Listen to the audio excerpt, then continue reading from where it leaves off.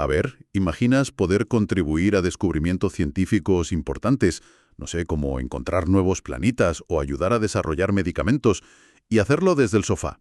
¿Solo con el móvil o el ordenador? Suena un poco a ciencia ficción, ¿verdad? Pero es una realidad y cada vez más presente. Hoy vamos a explorar a fondo el mundo de la ciencia ciudadana. Tenemos aquí un análisis bastante detallado que nos explica qué es, cómo ha ido evolucionando, las formas de participar, sobre todo las que podemos hacer desde casa, ¿no? Con herramientas digitales. Sí, sí. Y bueno, ejemplos concretos en distintos campos, su impacto y también, claro, los retos que tiene por delante. Los desafíos, exacto. Nuestro objetivo hoy es desentrañar qué implica realmente este concepto, cómo cualquiera puede involucrarse y, sobre todo, por qué esta forma de hacer ciencia es cada vez más relevante para la investigación, la educación y la sociedad en general. Ok, pues vamos a desgranar esto. Para empezar, para situarnos bien, ¿qué es exactamente la ciencia ciudadana, según este material que tenemos? Lo define como una forma de generar conocimiento científico donde, bueno, el público participa activamente, de forma voluntaria, colaborativa. Eso es. Y a diferencia de la ciencia más tradicional, aquí entran actores muy diversos. Docentes, estudiantes, aficionados, comunidades enteras, no solo los profesionales. Exacto. Y esa participación puede darse en distintas etapas, desde plantear las preguntas iniciales o recoger datos hasta analizar los resultados. Es un modelo, digamos, más democrático, que busca reducir esa brecha, ¿no?, entre científicos y sociedad y co-construir el conocimiento. Claro. Lo fascinante aquí es que, aunque no hay una definición única, universal, todas coinciden en eso. La implicación activa de voluntarios no especializados, eso sí, usando métodos rigurosos y trabajando siempre junto a científicos. Interesante.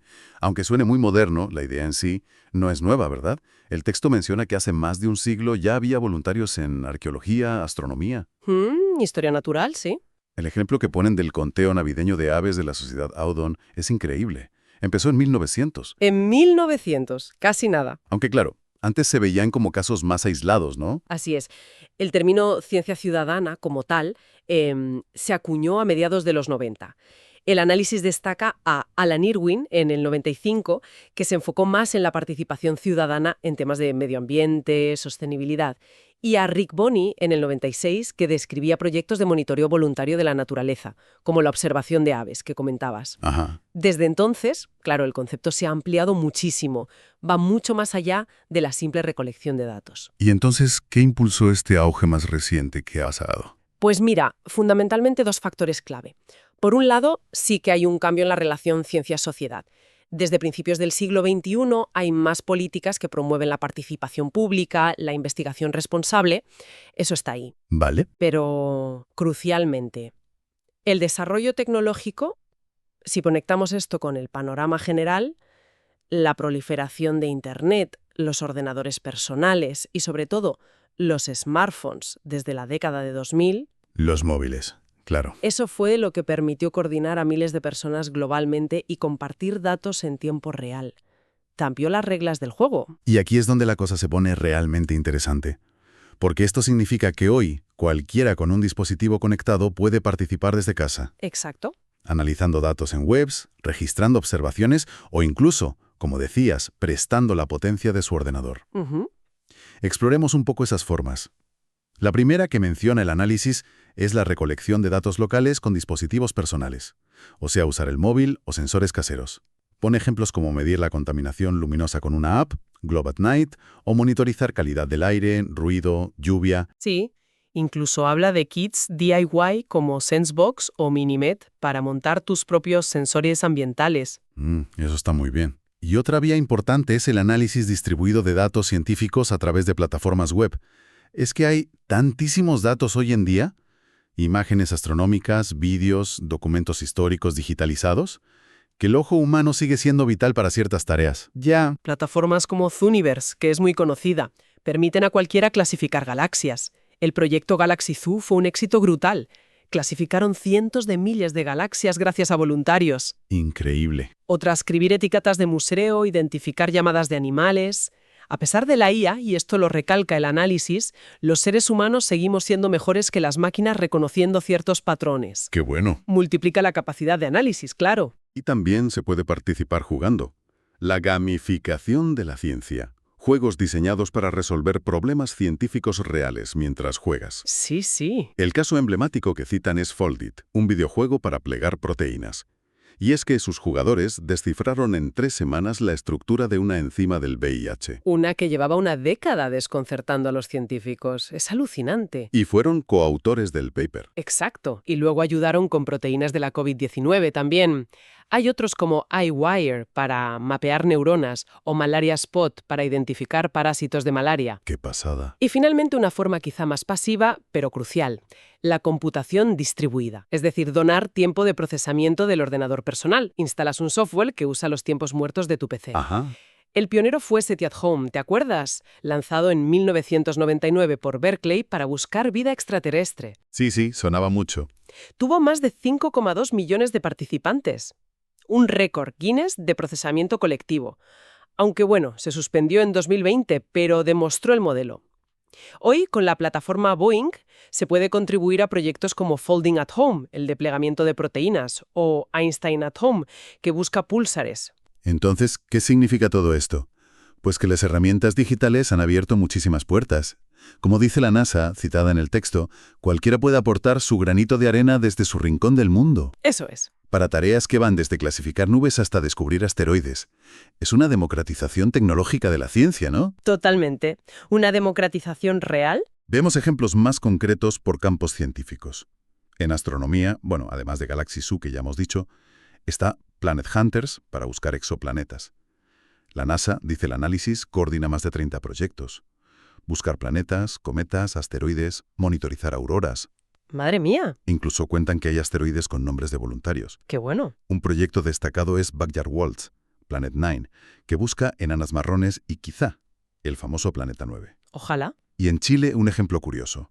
Escolares replicaron el método de Eratóstenes para medir el radio terrestre en un proyecto llamado Curva o Plana. Muy bueno. En medio ambiente, aquí hay muchísimos ejemplos.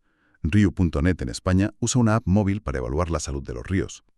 Observadores del mar, también aquí en España, permite reportar fenómenos marinos, especies invasoras, basura. Sí, ese lo conozco. Es muy útil. Hay redes para monitorizar fenología, o sea, la floración, las migraciones como indicadores del cambio climático. Datos súper importantes. Y Safecast, que surgió tras Fukushima para mapear radiación y calidad del aire globalmente con sensores ciudadanos. Han creado la mayor base de datos abierta de este tipo. Impresionante.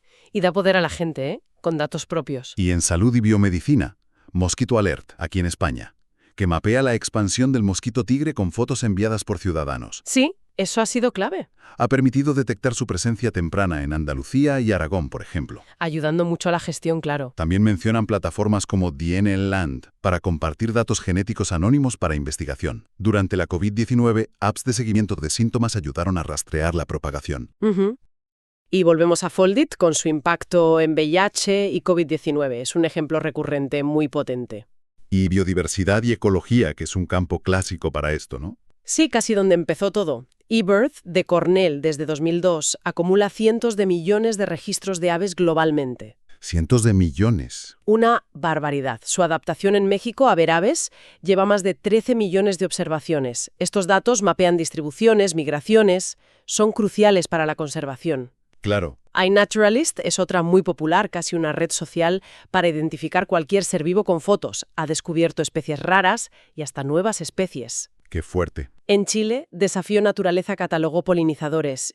Y un caso de empoderamiento muy interesante, la tribu Mbengele en Congo usó una app para mapear árboles sagrados y medicinales, y así protegerlos de la tala ilegal. Guía y conocimiento local. Exacto, un potencial enorme. El texto menciona brevemente que también hay proyectos en historia, arqueología, matemáticas. Vamos, que es un campo súper amplio. Vale, ok.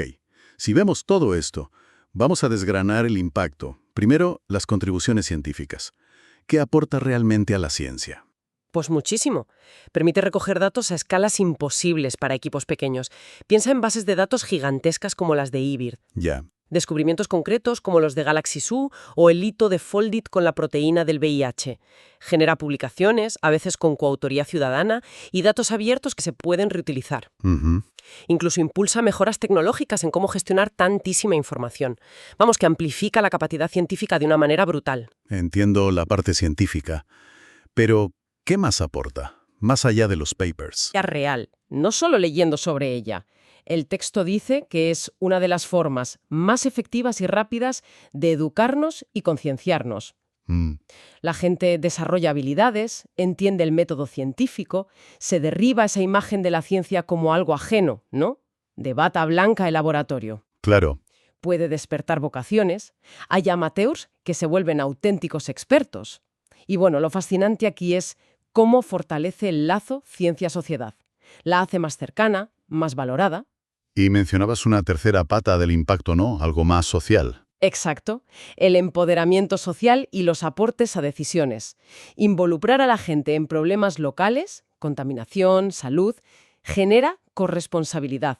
Las comunidades obtienen datos propios para respaldar sus demandas. Ah, claro. El ejemplo de Taiwán es bueno. Datos ciudadanos sobre aves muertas llevaron a restringir pesticidas. O como en la epidemia de ébola, la ciencia ciudadana comunitaria ayudó a frenar contagios adaptando prácticas culturales. Entiendo. Promueve sociedades más participativas, más resilientes, fortalece la confianza y complementa el saber experto con el saber local, que a veces es clave. Suena todo muy, muy positivo. Pero imagino que no todo es un camino de rosas. ¿Qué retos se mencionan en el análisis? ¿Qué problemas hay? Claro, no todo es sencillo.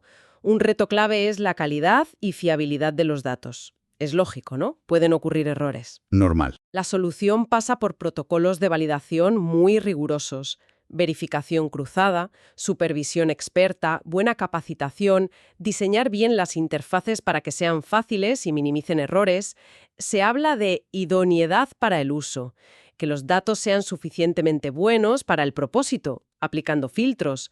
La experiencia demuestra que se pueden lograr datos fiables, ¿eh? No es imposible.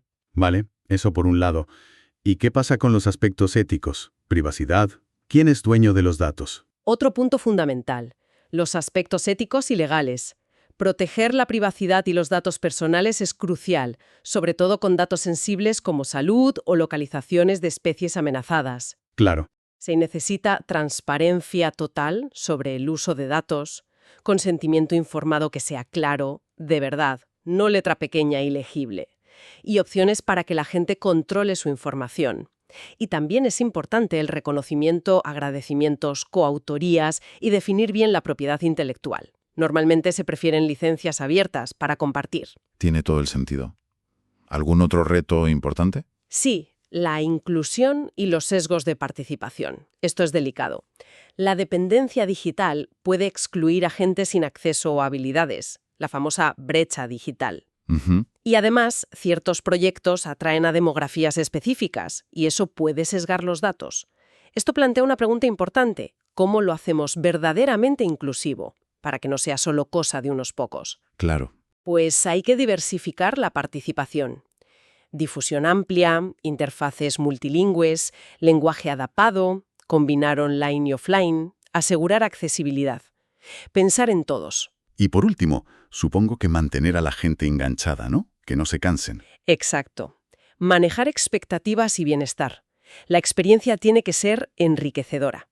Es vital dar feedback periódico a la comunidad. Boletines, resultados, que vean que su esfuerzo sirve para algo. Mantener la motivación. Eso es. Gestionar la carga de trabajo para evitar fatiga. Ojo también al impacto ambiental negativo. Por ejemplo, saturar áreas sensibles si un proyecto se vuelve muy popular. Y la seguridad en trabajo de campo, por supuesto. Hay organizaciones como la EXA, la Asociación Europea de Ciencia Ciudadana, que han creado principios para guiar los proyectos en todo esto. Bien. Mirando hacia adelante, entonces, ¿qué futuro le espera a la ciencia ciudadana según este análisis? ¿Hacia dónde vamos? Pues el futuro parece prometedor, la verdad. Se espera una mayor integración en la ciencia formal y en las políticas públicas. Ya no es algo marginal. Los organismos que financian la ciencia la promueven, se impulsa en educación, instituciones como el CERN o el CSIC aquí crean oficinas dedicadas. ¿Se toma en serio? Exacto. Y los gobiernos la apoyarán más para obtener datos y tomar decisiones. Se integrará en la ciencia abierta. ¿Y la tecnología? ¿Seguirá siendo el motor? Sin duda. Las nuevas tecnologías la impulsarán aún más. El Internet de las cosas, sensores portátiles. Podríamos tener flujos masivos de datos en tiempo real. ¡Wow! La IA ayudará a procesar esos datos y a guiar a los voluntarios. Imagina una app que te ayude a identificar una planta al instante con IA. Sería genial. Traducción automática para colaboración global. Gamificación, realidad virtual para atraer nuevos públicos. Y las redes móviles llegando a zonas remotas incorporarán a más comunidades. Aquí es donde se pone realmente interesante. El potencial de crecimiento parece enorme. Sí. Y veremos una mayor co-creación. Se pasará de modelos donde los ciudadanos solo recogen datos a modelos donde participan en todas las etapas, incluso definiendo las preguntas, lo que llaman Extreme Citizen Science. ¿Ciencia ciudadana extrema? Algo así, que la ciencia responda más a preocupaciones ciudadanas directas. Esto implicará también replantear métricas académicas para incentivar esta colaboración, claro. Y finalmente, para que todo esto cuaje a largo plazo. Se mejorará la evaluación de impacto y se buscará la sostenibilidad. Métricas más robustas para medir el impacto en todas sus dimensiones. Consolidación de redes globales de colaboración. Y estrategias para asegurar la permanencia de los proyectos. Integración institucional, financiación mixta, innovación constante. En resumen, la ciencia ciudadana es mucho más que un hobby. Es una forma poderosa de conectar la curiosidad de miles de personas con la investigación científica formal, usando herramientas cada vez más accesibles, especialmente las digitales desde casa. Hemos visto cómo genera datos valiosos, educa, empodera comunidades y está transformando campos enteros, desde la astronomía hasta la salud pública. Democratiza la ciencia, como decíamos. Exacto. Se perfila como una pieza clave del ecosistema científico del siglo XXI, difuminando un poco esas líneas entre expertos y no expertos. Es un enfoque colaborativo fundamental para abordar los grandes retos globales, como la crisis climática o las pandemias, que requieren soluciones colectivas y conocimiento compartido, ¿no? Totalmente. Y esto nos deja pensando, a ver, si las herramientas y los datos científicos están cada vez más en manos de todos, ¿cómo podría cambiar esto fundamentalmente la forma en que las comunidades locales resuelven sus propios problemas? O incluso, ¿cómo podrían desafiar las narrativas científicas establecidas en el futuro? ¿Qué nuevas formas de conocimiento híbrido, combinando saber experto y local, podrían surgir de esta democratización? Buena pregunta. Algo sobre lo que reflexionar, desde luego. Bueno, nuestra exploración de hoy se ha basado en un análisis profundo que recopila información de informes especializados, artículos académicos, portales oficiales de organizaciones como CSIC o NASA, además de muchos ejemplos documentados. Una base sólida para entender este fascinante fenómeno.